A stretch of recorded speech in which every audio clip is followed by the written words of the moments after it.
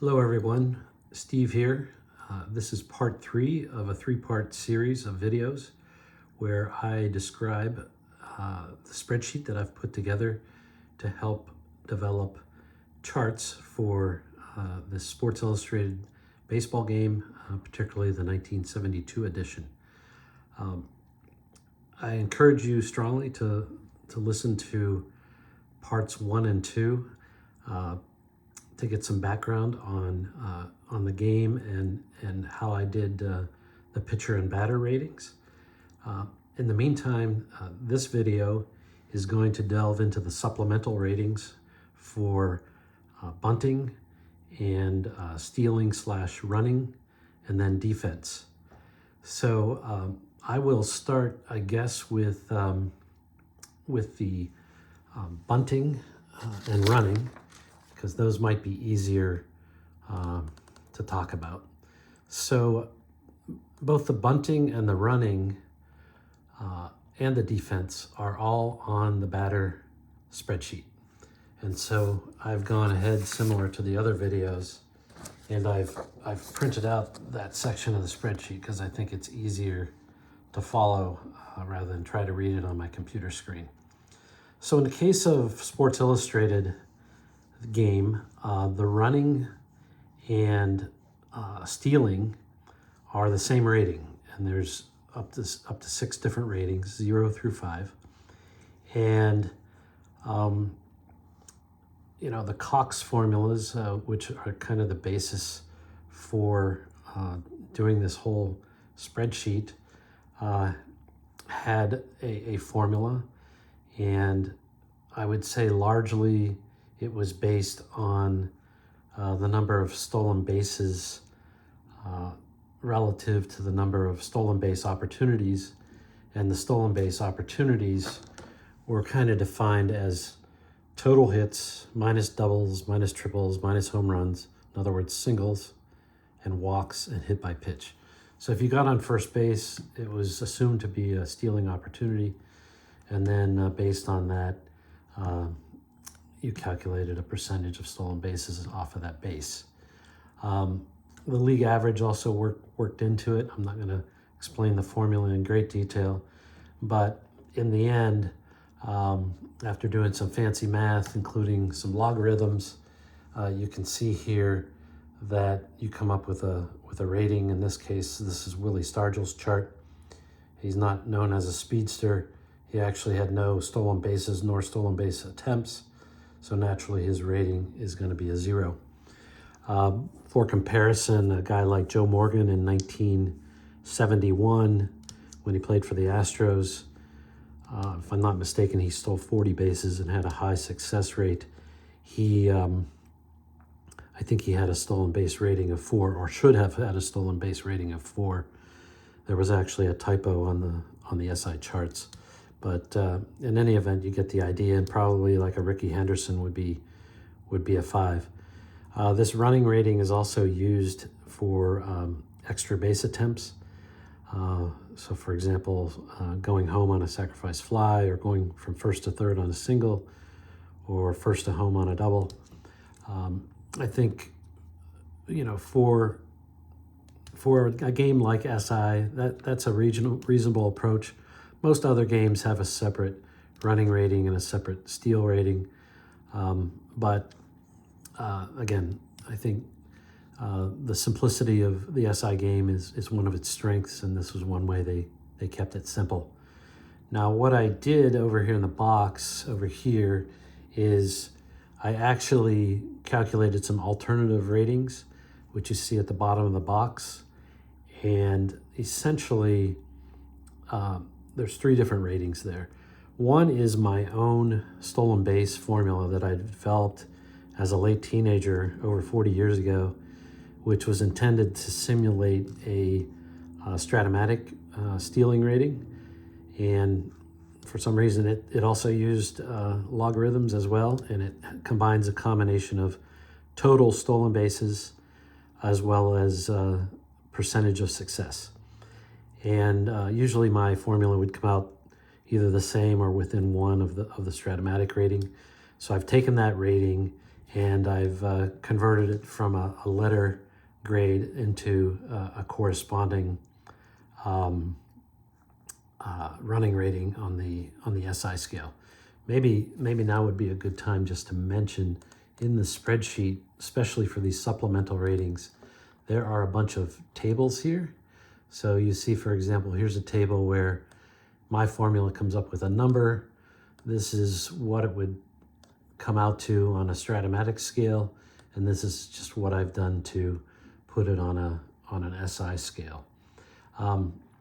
There's also another stealing and running rating that I've put in here. It's one that I've taken from my Status Pro card generating spreadsheet. It is based on a formula that I think John Pudner came up with and published in some of the online forums. And you can see it comes up with somewhat of a similar answer as before. So, I think any of these formulas would work. But I think if you're going to automate all this process, you would have to pick one, and maybe the Cox formula is as similar or simple as any other. Bunting. There are really only two ratings for bunting, either red or green. If you're red, you're not a great bunter, and if you're green, you are a good bunter. And so you see in this case, Willie Stargell had no sacrifice hits in 606 plate appearances. So he's going to turn up to be red. And a lot of people do turn out to be red, but some are green. And it kind of is a mix. I also have an alternate formula here where I use this in the Status Pro spreadsheet, I think, and even for my own game. And I think it's more or less based on the number of sacrifice hits or successful bunts compared to plate appearances. So, another thing you can do is take into account success rating. Baseball Reference does have data on stolen bases and caught stealing both, so you could take a look at how successful someone was. And perhaps the best rating might be one that combines the success percent as well as the number of steals that you had, either in an absolute sense or relative to plate appearances. So that's bunting. Now we get to fielding, and I'm going to try to do fielding here in two sections. And one is I'm going to talk about it at a very high level, and then I'm going to try to talk about it in detail to determine or to show you how I landed where I did. I probably spent as much time on fielding as I did on either pitching or batting in this spreadsheet.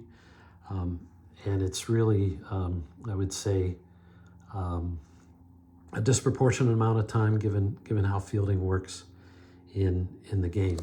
Just as a quick reminder, I'll try to bring up a picture chart here. Maybe you can see it here on the left. I'm not sure, but dice rolls 10 through 15 result in a defensive check. And there's a possibility that instead of moving over to the batter's card, there's actually what they call an automatic out. And so determining which of those 10 through 15 result in an automatic out is really a function of the defense that's on the field, the team defense.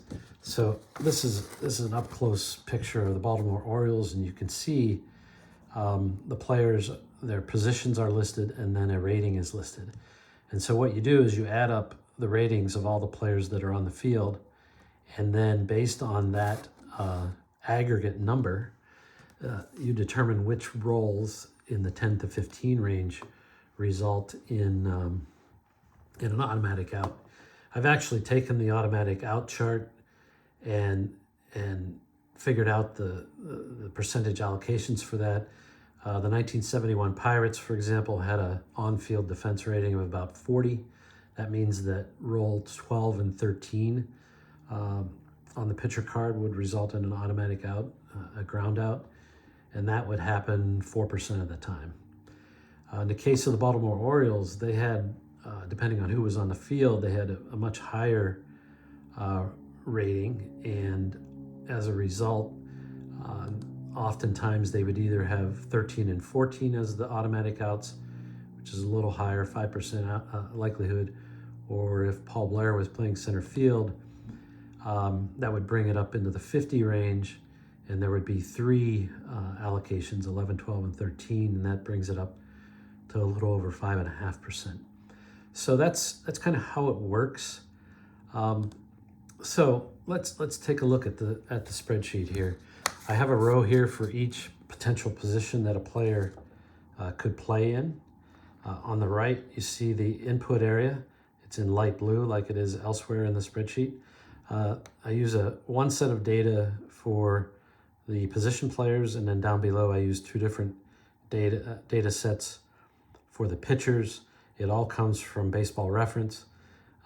Similar to pitchers and catchers, I go to Baseball Reference and I copy and paste the corresponding data into the rating spreadsheet, and it kind of does all its math. I have an example here actually of Al Oliver for the 71 Pirates. I chose him because he played both first base and center field. And so I would take his first base row and copy it and paste it over into the spreadsheet on the first base row. And then I would do the same thing for the center field data. And if he were a catcher, I would copy that data too. And there's actually some more data off to the right. So as soon as you populate that data here, these formulas take over, which you see in this part of the spreadsheet. And so what I've actually done here is I've tried to come up with some formulas that produce ratings that look like the SI ratings, but using kind of my own statistics. I haven't tried to replicate the Cox approach. I think there's a better data available now, and so I just took a different approach. So one statistic I use, which actually doesn't show up on the page here, is in Baseball Reference. It's RTOT, which I think is kind of a combined range and fielding percentage rating. And then I also looked at fielding percentage itself. What I concluded, to be honest, is that fielding percentage didn't have a very good correlation to the original SI ratings, and I'll show you that here in a minute. But I think primarily because I used it in my Status Pro rating sheet, I did it here too. So I really recommend for position players you use this RTOT statistic. And I've really done two things. I have these lookup tables on the spreadsheet. Let's see if I can bring them up here. And I showed you the ones for bunting and so on. I forgot to mention catcher throwing, but I'll get to that here in a minute. But I have all these tables for the various positions, and there's really two different types of tables. And one is, like, here's the second base table, where I have a range of different fielding percentages, and I convert those to SI ratings. And then I also have the RTOT statistic, and I convert those to SI ratings too. And so, I did a ton of work to get to that point. The other thing I did is, and you can kind of see it in the RTOT 2 column and the fielding percent 1 column, is I looked at all the players that I had access to and pulled down from Baseball Reference all their RTOT ratings and their fielding percent ratings, and tried to create a correlation analysis to see if I could compute an indicated rating by basically providing a formula that's a standard output of a correlation analysis. The reality is the correlation analysis didn't work that well, and so those formulas are kind of only secondary, I guess I would say, to the other approach. The other thing I'm going to mention about these ratings is depending on the position, there was a different range in terms of maximum and minimum ratings. So I think you can kind of see it here. But so for example, catcher, the rating range went from -2 to 6. Third base went from -3 all the way up to 12. Shortstop went from -1 to 12. Second baseman went from -2 to +9. And the outfield had a variety of different ratings as well. And then the pitchers actually went from -3 to +3, although I would say about 90% of the pitchers just had a 0 fielding rating. So whenever I did these formulas up here that I'm talking about, I made sure whatever I ended up computing was subject to the minimums and the maximums that I observed in the actual game. Couple other brief things before I do a deeper dive. So one of the things I did is I said, well, did the player have 100 innings at his position? And if so, then he probably deserves a rating.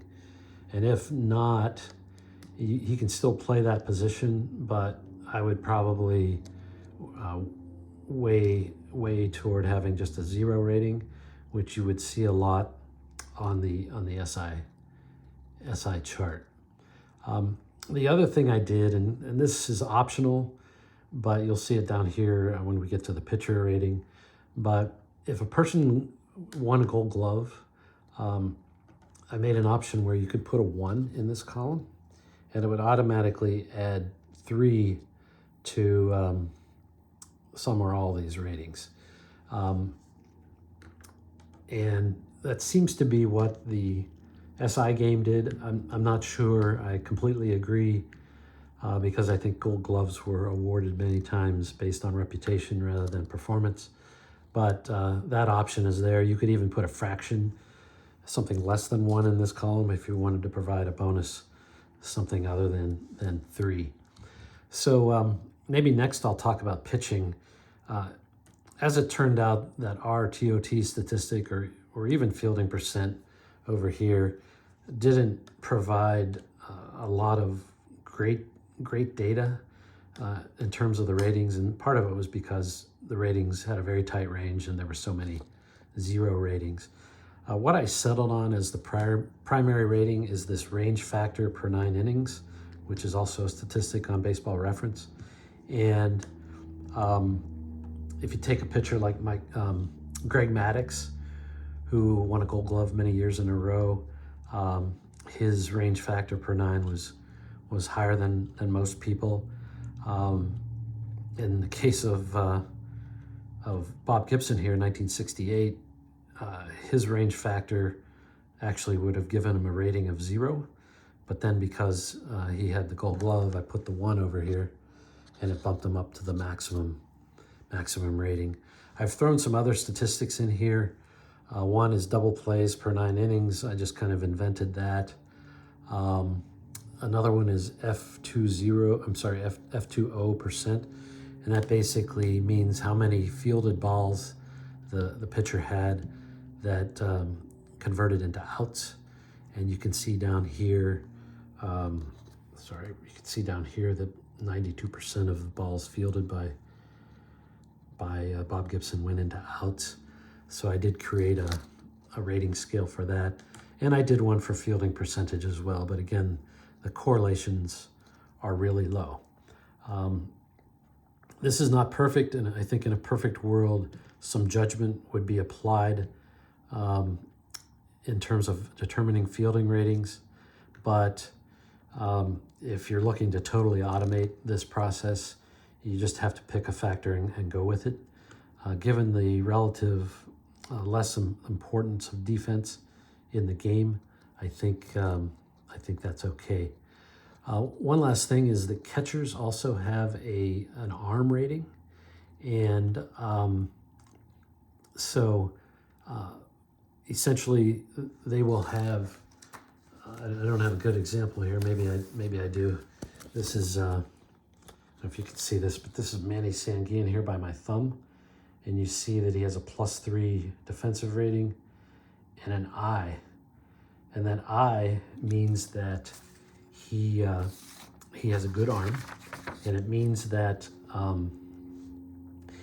essentially it means that, you know, when a runner goes to steal, his running rating or stealing rating, if you will, is reduced by 1, but the running rating does not go below 0.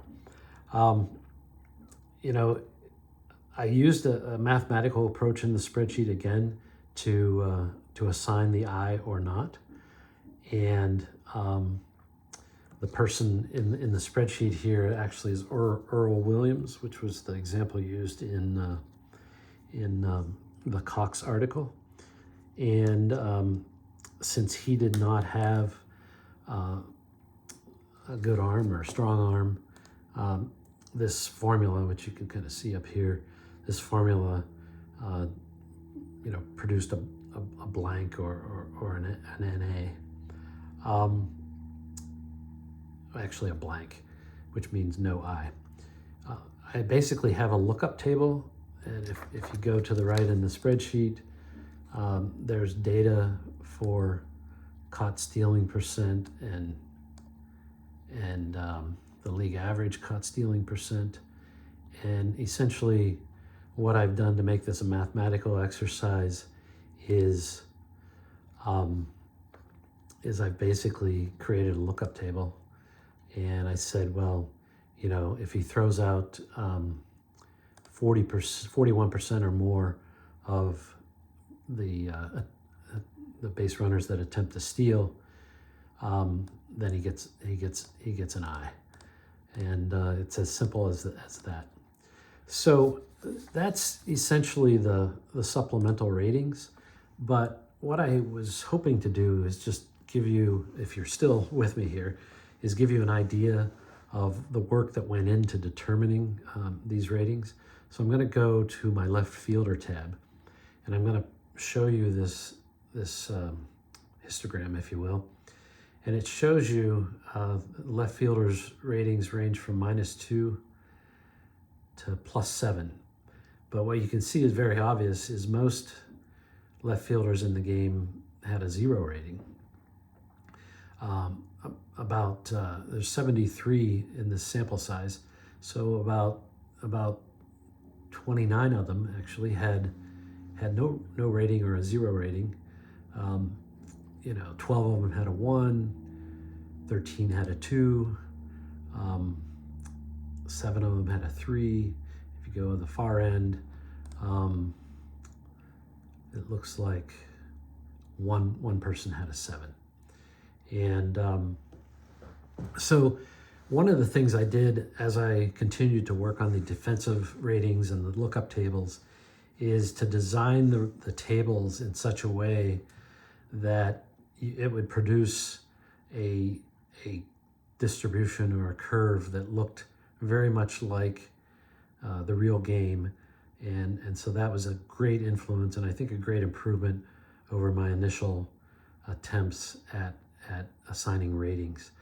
I'm going to show you some of the gory detail of what I did. But basically what I did is I went and I downloaded every player that played left field in 1971, whether it be the National League or American League, and it shows, you know, the innings and the total chances, putouts, assists, errors, fielding percent, and then this RTOT statistic that I talked about. And in this particular example, Carl Yastrzemski had a 14 RTOT.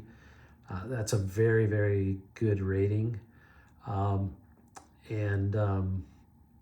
He actually was a Gold Glover that year. And so he's the one that got the 7 rating. What I did, though, is I took all this data for anybody that played 100 innings or more at a position. I calculated some statistics like average and standard deviation, median and minimum and maximum. But then what I did is actually went over and put all this data in a table, one for the RTOT statistic, created a graph, and you can see a pretty wide dispersion of ratings relative to the RTOT statistic. I think that just tells me that SI used a lot of judgment in assigning fielding ratings. And if you're a statistician, you'll see there's only about a 16% R squared here, so a pretty low correlation. But it did produce a formula, which I put into the main spreadsheet. I also put the fielding percentage data in there. Again, not a lot of good correlation. In fact, almost no correlation of fielding percent to the Sports Illustrated rating. And for a while, I was looking into this range factor per 9 innings for non-pitchers, and that had even less correlation usually, so I kind of ignored that for the position players. And so what I did is I created a spreadsheet like this for every position, all 9 positions. And then I customized in the main spreadsheet, as I said, I customized all the lookup tables to take into account both the distribution of the ratings as well as the minimum and maximum rating. Probably the last nuance I did here is in many cases, for example, like the third base, the maximum rating was a 12, but I actually did the cutoff at 10 and leaving the extra 2 for the Gold Glovers or somebody that we thought deserved a 12 instead of a 10. That's a lot of gory detail. If you've stuck with me this long, I appreciate it. Please leave comments. Feel free to email me. I actually provided my email in the first video. I'll flash it up on the screen here for a second if you want to email me directly. I'm not going to put it in the description. You can also reach me at the SI Baseball Forum or Facebook group. I've been pretty active there. You can see some of the results of my spreadsheeting, and I've recorded a few other videos related to this project. So again, thanks for sticking with me. Hope you enjoyed it. Comments welcome.